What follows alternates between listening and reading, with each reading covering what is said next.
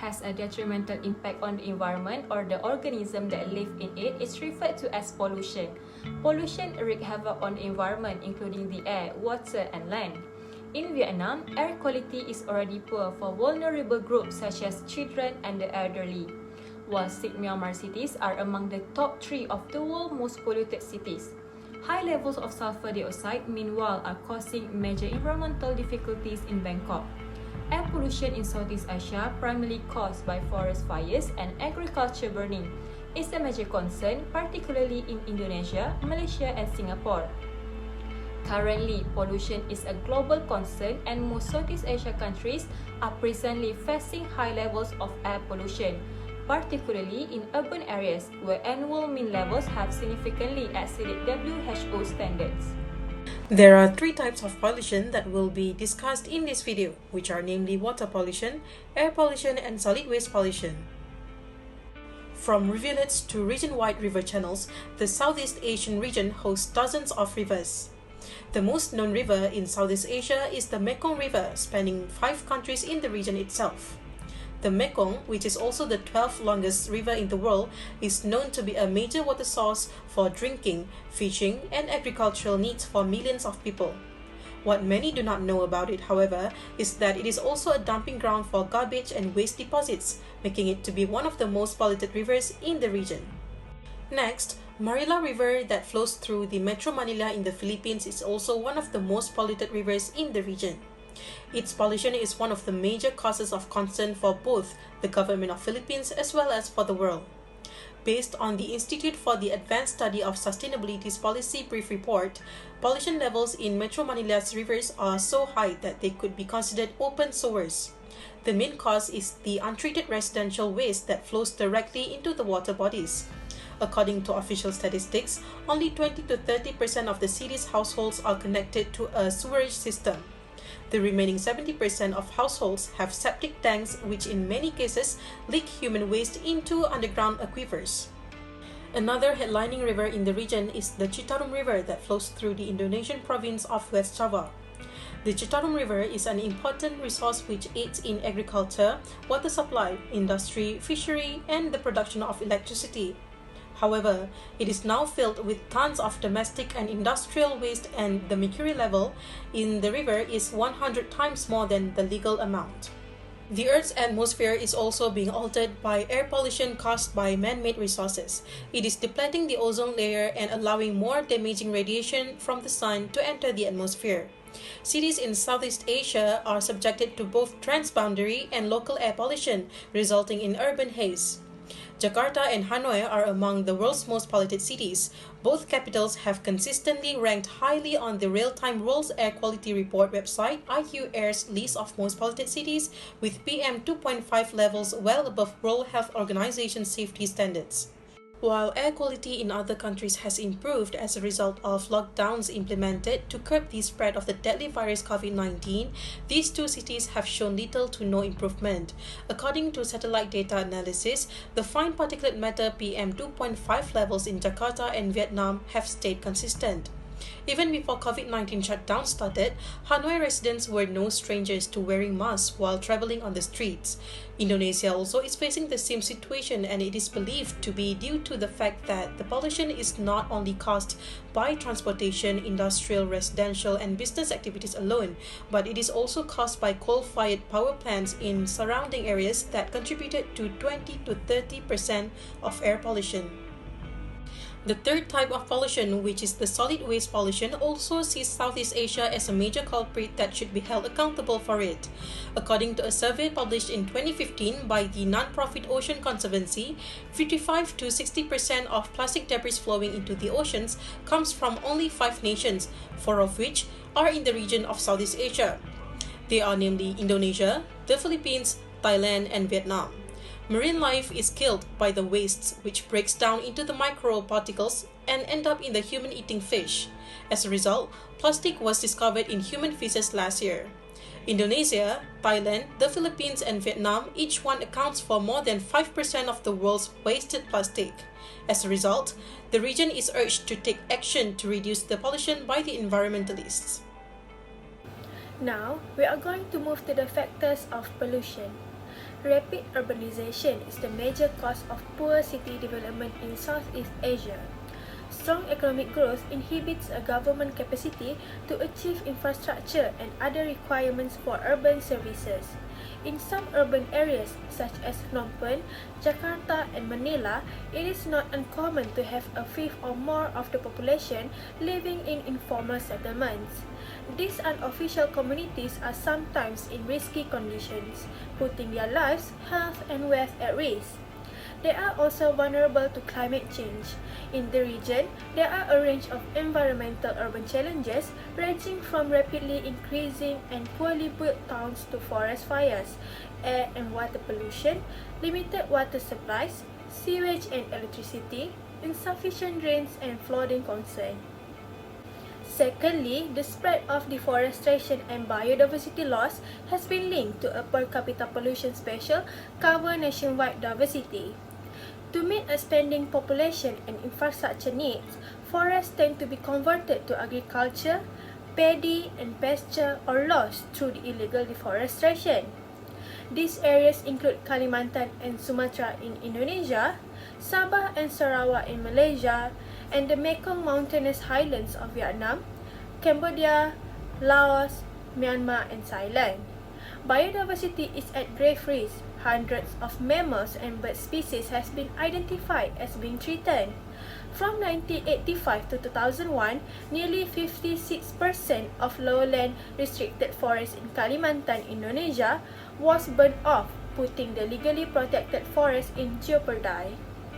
Third, the clearing of vegetation was a factor in the outbreak of forest fires. For forestry, planting or transmigration scheme settlements, it's either primary forest expansion or overpopulation. Fire were frequently used to settle property disputes and, more importantly, to drive out immigrants. Primary trees are also used for grazing by farmers and settlers in the Transmigration Initiative. For deforestation companies, burning is a cost-effective and simple approach to cleanse the ground. Finally, global climate change is to blame for biodiversity loss caused by soil erosion and pollution. World climate change, according to the Intergovernmental Commission on Climate Change Special Report, is one factor of land degradation. Drought has increased every year in drylands by an average of slightly more than 1% each year from 1961 to 2013. Now we will move on ASEAN effort and alternatives to cope with pollution in the context of air and solid waste pollution.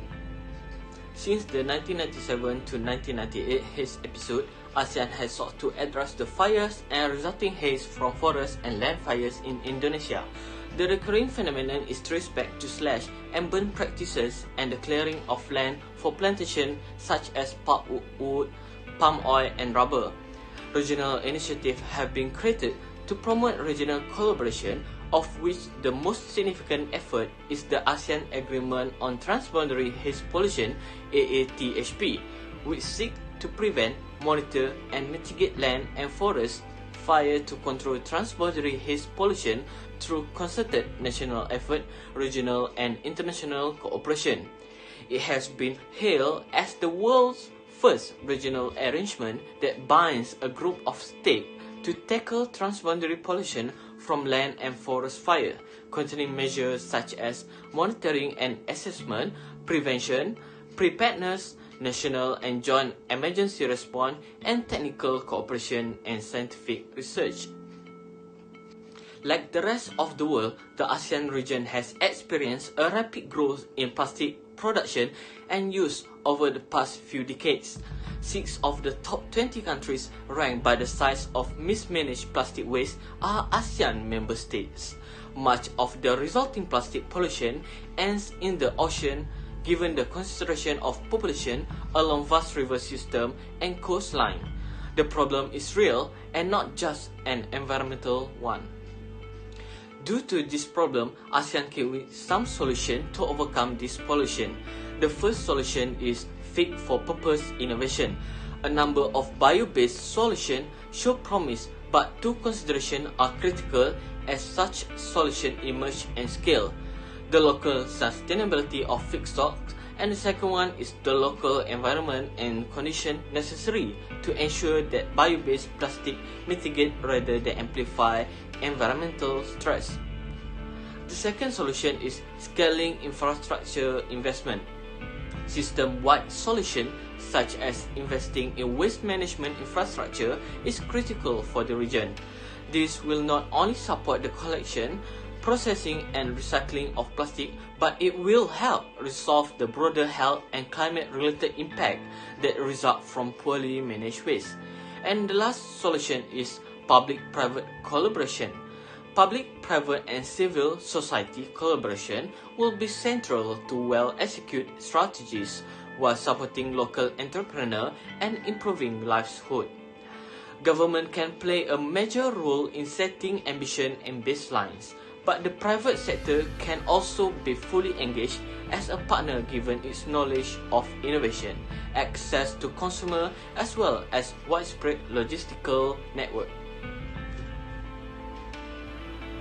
As recommendation, transboundary cooperation is essential for the trade of natural resources and the protection of the environment.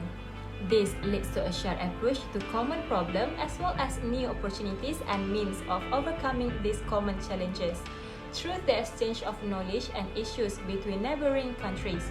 Effective measures are required, for example, more effective and timely information interchange, particularly the identification of specific locations where pollution occurs can enable early detection of problems rather than allowing them to spiral out of control. Second, educate Southeast Asian countries on the causes and effects of pollution in order to raise awareness and encourage more active participation and involvement in the implementation of more environmentally and socially sustainable solutions. As a result, raising such awareness among Southeast Asian countries will undoubtedly increase the region's chances of tackling pollution. There is a lot of information showing the negative effects of air pollution on the respiratory system, particularly in children and newborn. These health impact range from increased respiratory difficulties such as asthma, allergies, pneumonia, and bronchitis to reduced lung function. And air pollution is currently responsible for 1/3 of all fatalities from heart disease, stroke, and lung cancer. Third, severely enforce applicable pollution regulation and policies, streamline institutional competence, and use more simple methods to improve implementation cost effectiveness. To make rules and regulation relevant and enforceable, strict compliance and execution as well as effective fines or penalty provision are required. As example, in Singapore, the Drought Transboundary Haze Pollution Bill envisages a fine up to $300,000 for individuals found guilty, and penalties for each day that the haze appears in Singapore have been increased to up to $100,000 in response to public concern. For the conclusion, we discover more information about the various types of pollutions, such as land, water, and air pollution. It has caused great suffering not only to human but also to animal, putting countless animal species at risk of extinctions. Environmental pollution is one of the most major problems caused by humans' activity. We must never forget that pollution affects us all. Therefore, each of us must do our part to help restore ecological balance to this lovely land we call home. To protect the air and water where you live, learn about the major polluters in your area. Encourage people to stop polluting. Tell them everything you know about the problem and join up to protest local polluters. The general public should be tough on the dangers of various types of pollutions. Aside from that, individuals should be aware of all the implications of environmental pollution in order to avoid the worst case scenario. Let us safeguard the water we drink, the air we breathe, and the land we use to grow our food, and the pleasant sound we hear. Upon learning about this harmful effect of pollution, it is everyone's responsibility to take some steps toward prevention. We should be aware of all the possible preventive measures to help reduce every kind of pollution. We should avoid bursting crackers during any festival or using public transport or carpool to reduce air pollution or cutting down the usage loudspeaker and public honking will help in noise pollution. We should always be aware of this situation and take measures accordingly. It is us who should be cautioned in the beginning and make everyone else surrounding us cautious as well.